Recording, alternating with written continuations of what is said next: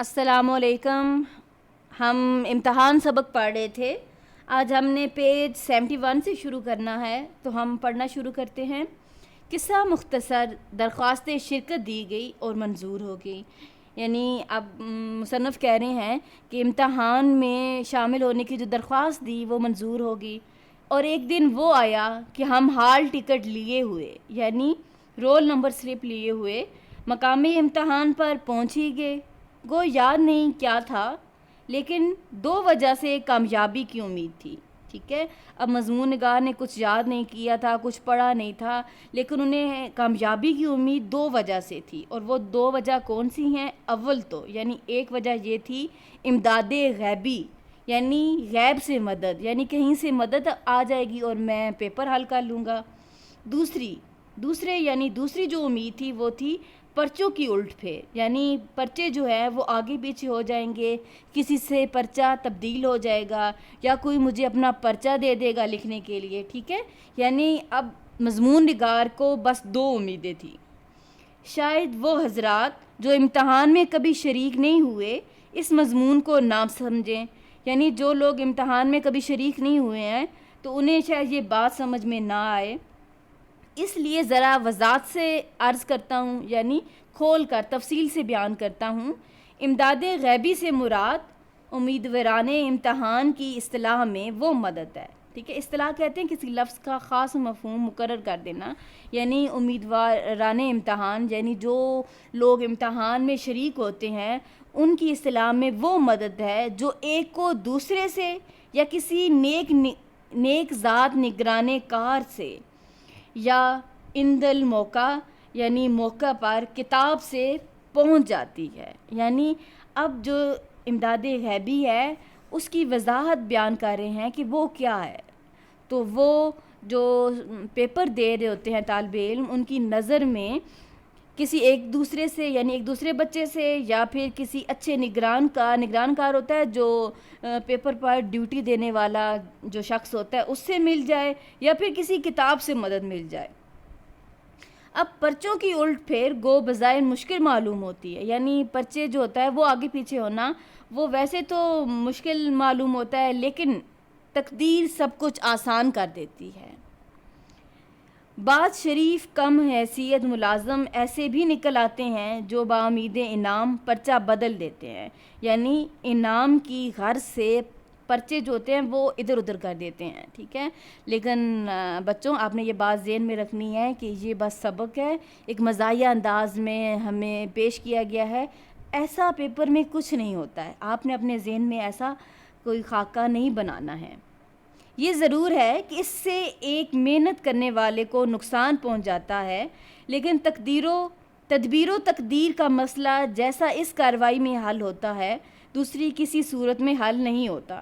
اب جو مضمون نگار ہیں وہ یہ بھی کہہ رہے ہیں کہ اگر پیپر بدلی ہو جاتا ہے یعنی کسی کا اچھا پیپر کسی کی طرف چلا جاتا ہے تو یہ اس کے لیے اس کی محنت کا نقصان تو اس سے ہوتا ہے، لیکن یہ اس کی قسمت ہے، یعنی اگر ایسا ہو جاتا ہے تو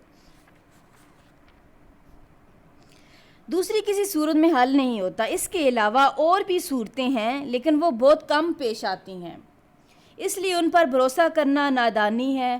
خیر آمدم برسر مطلب، یعنی خیر مطلب کی بات پر اب آتا ہوں. خیر آمدم برسر مطلب یہ بھی فارسی کا جملہ ہے جس کا مطلب ہے مطلب کی بات پر آنا. 9:45 بجے گھنٹی بجی اور ہم بسم اللہ کہہ کر امتحان کے کمرے میں داخل ہوئے. یہاں ایک بہت خلیق اچھے اخلاق والے اور ہنس مکھ نگران کار تھے. مجھے جگہ نہیں ملتی تھی. میں نے ان سے کہا وہ میرے ساتھ ہو لیے، یعنی وہ میرے ساتھ چلنے لگ پڑے کہ میں جگہ بتا دیتا ہوں. جگہ بتائی اور بڑی دیر تک ہنس کر باتیں کرتے رہے. میں سمجھا چلو بیڑا پار ہے، یعنی میں کامیاب ہو گیا. اللہ دے اور بندہ لے. ٹھیک 10 بجے پرچہ تقسیم ہوا. میں نے پرچہ لیا، سرسری نظر ڈالی یعنی سطحی، یعنی اوپر سے پیپر میں نے پڑھا اور میز پر رکھ دیا. لیکن یہ ضرور کہوں گا کہ پرچہ پڑھنے کے بعد جیسا میرے چہرے پر اطمینان تھا شاید ہی کسی کے چہرے پر ہوگا. خود تو اس پرچے کے متعلق اندازہ نہ کر سکا، لیکن نگران کار صاحب کو یہ کہتے ضرور سنا کہ پرچہ مشکل ہے. اب دیکھیں حالت یہ ہے کہ یہ بھی نہیں معلوم ہے کہ پرچہ آسان ہے یا مشکل ہے، کیونکہ کچھ پڑھا ہی نہیں تھا۔ میں کئی مرتبہ اول سے آخر تک اس کو پڑھ گیا، لیکن یہ نہ معلوم ہوا کہ کس مضمون کا ہے، یعنی یہ بھی نہیں پتہ ہے، معلوم نہیں ہے کہ آخر آج پیپر جو ہے وہ کس کا ہے، کس سبجیکٹ کا ہے۔ جوابات کی کاپی دیکھی، اس کے آخر کی ہدایتیں پڑھیں، صفحہ اول کی خانہ پوری کی، صفحہ اول یعنی پہلا صفحہ خانہ پوری کی اندراج کیا، یعنی جو پہلا صفحہ ہوتا ہے جس پر نام وغیرہ رول نمبر وغیرہ لکھنا ہوتا ہے اس کی خانہ پوری کی، اس کو فل کیا۔ گارڈ صاحب فوراً ہی آئے۔ میں نے ان سے کہا جناب یہ پرچہ کس مضمون کا ہے؟ وہ مسکرائے، زبان سے تو کچھ نہ بولے مگر پرچے کے عنوان پر انگلی رکھ دی۔ اس وقت مجھے معلوم ہوا کہ اصول قانون یعنی قانون کا قاعدہ کا پرچہ ہے۔ دل کھل گیا یعنی دل خوش ہو گیا۔ میں نے بھی قلم اٹھا کر لکھنا شروع کر دیا، کیونکہ اصول کے لیے کسی کتاب کے پڑھنے کی ضرورت تو ہے ہی نہیں۔ اس مضمون پر ہر شخص کو رائے دینے کا حق حاصل ہے۔ ایک مقنن کہتے ہیں قانون بنانے والا، ایک اصول قائم کرتا ہے، دوسرا اس کو توڑ دیتا ہے۔ کیا وجہ ہے کہ ہم اپنی رائے کو کسی دوسرے کی تجویز کا پابند کریں؟ میں نے اپنے برابر والے سے پوچھنے کی کوشش بھی کی، کچھ ادھر ادھر نگاہ بھی دوڑائی، مگر گارڈ صاحب میری حالت کو کچھ ایسا تاڑ گئے تھے یعنی ان کی نظر میں آ گئی تھی کہ ہر وقت بلائے ناگہانی کی طرح، بلائے ناگہانی ہوتا ہے اچانک آنے والی مصیبت کی طرح، سر پر ہی کھڑے رہتے تھے۔ ذرا میں نے ادھر ادھر گردن پھیری یعنی ادھر ادھر دیکھا، اور انہوں نے آواز دی کہ جناب اپنے پرچے پر نظر رکھیے۔ جب دوسروں سے مدد ملنے کی توقع منقطع ہو گئی، یعنی توقع امید کو کہتے ہیں، منقطع ہونا ٹوٹنا، جب یہ امید ختم ہو گئی کہ مجھے دوسروں سے مدد ملے گی، تو میں نے دل میں سوچا کہ چلو ان گارڈ صاحب سے ہی پوچھیں۔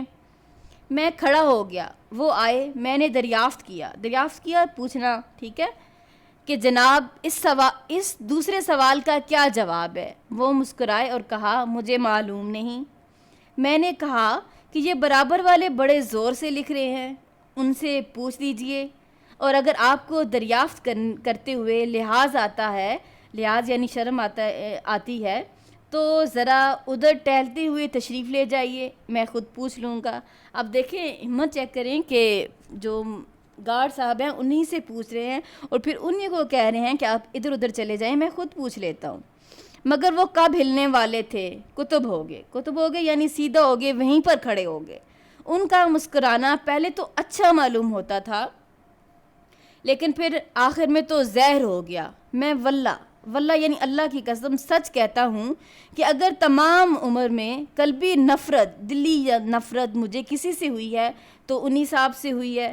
غرض اس طرح یہ تمام دن امتحان کے گزر گئے، لیکن آپ سمجھ سکتے ہیں کہ ایسے ظالم کے ساتھ ایسی حالت میں کہ ایک حرف بھی یاد نہ ہو، پورے 6 گھنٹے گزارنے کیسے مشکل ہوں گے۔ میں نے ہر روز آدھا گھنٹہ کے بعد ہی کمرے سے نکل آتا، میں تو ہر روز ٹھیک ہے، لیکن مصیبت یہ آن پڑی کہ والد صاحب روز 11 بجے سے آ جاتے اور نیچے سین میں بیٹھے رہتے۔ آپ نے یاد رکھنا ہے کہ والد صاحب کب آتے تھے؟ 11 بجے۔ اب میں جلدی باہر آ جاتا تو جو روب میں نے 2 سال کے عرصے میں قائم کیا تھا وہ سب ہوا ہو جاتا، یعنی وہ سب ختم ہو جاتا اگر میں جلدی باہر آتا۔ اس لیے قہر درویش برجانے درویش، یہ بھی فارسی کا جملہ ہے، اس کا مطلب ہے کہ غریب کا غصہ غریب پر ہی اترتا ہے۔ آخری وقت تک امتحان کے کمرے میں بیٹھا رہتا،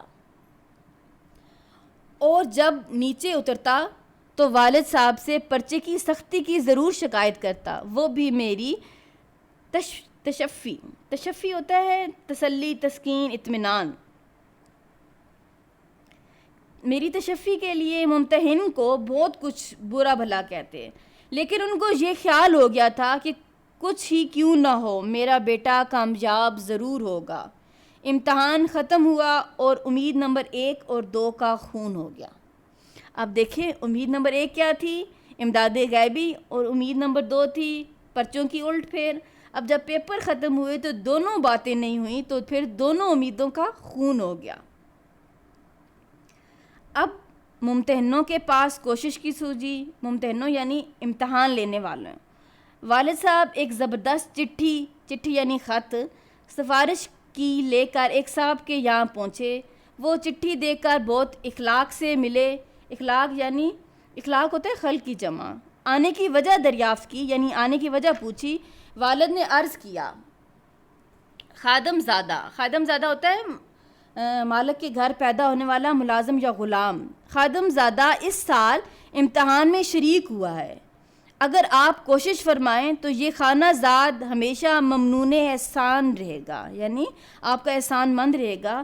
وہ بہت ہنسے اور دوسرے لوگوں سے جو سلام کو حاضر ہوئے تھے فرمانے لگے یہ عجیب درخواست ہے.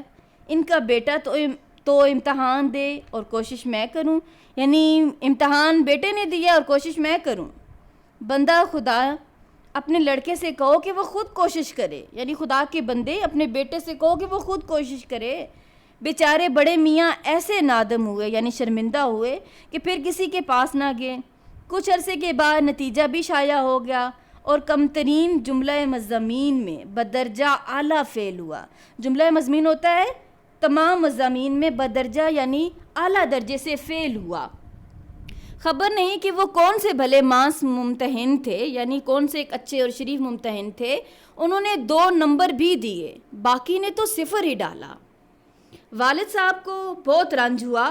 نمبروں کی نقل حاصل کی اور بالآخر یہی رائے قرار پائی کہ کسی بدمعاش چپراسی نے بدل دیے ورنہ ممکن تھا.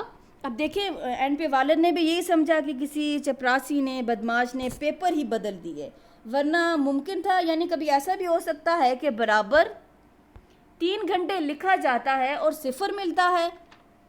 مجھے بھی تعجب تھا کیونکہ میں نے پرچے کچھ ایسے برے نہیں کیے تھے. میں نے یہ جوابات والد صاحب کو بھی سنائے. اب دیکھیں والد صاحب کو قانون کا کچھ پتہ نہیں ہے. ان کو جو مرضی جواب سنا لو انہیں کیا پتہ. انہوں نے بہت تعریف کی. ممتحنوں کو بہت برا بھلا کہا. میری اشک شوئی کی یعنی آنسو صاف کیے اور فرمایا بیٹا کوئی گھبرانے کی بات نہیں. اس سال نہیں آئندہ سال سے ہی. آخر کہاں تک بےمانی ہوگی. 100 دن چور کے تو 1 دن شاہ کا. یعنی 100 دن چور جو ہے وہ چوری کر لے 1 دن شاہ کا بھی ضرور آتا ہے. یہ بادشاہ کا بھی دن آتا ہے. ٹھیک ہے. یعنی جتنے مرضی پرچے چوری ہو جائیں ادھر ادھر ہو جائیں 1 دن ایسا بھی آئے گا کہ 1 دن پھر تمہارا ہوگا اور تم ضرور پاس ہو جاؤ گے.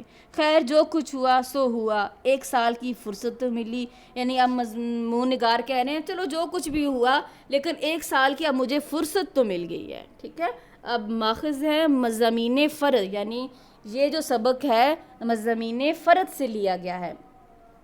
اگر آپ کو ویڈیو پسند آئی ہے تو ویڈیو کو لائک کریں, چینل کو سبسکرائب کریں اور اپنے دوستوں کے ساتھ شیئر کریں. اللہ حافظ.